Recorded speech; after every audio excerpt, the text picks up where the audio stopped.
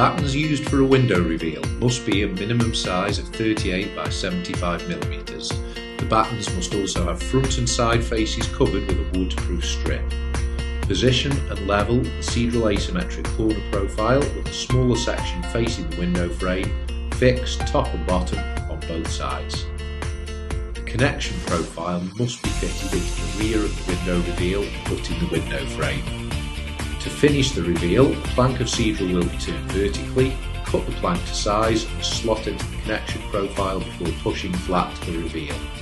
Fix into place with a colour-coded Cedral screw.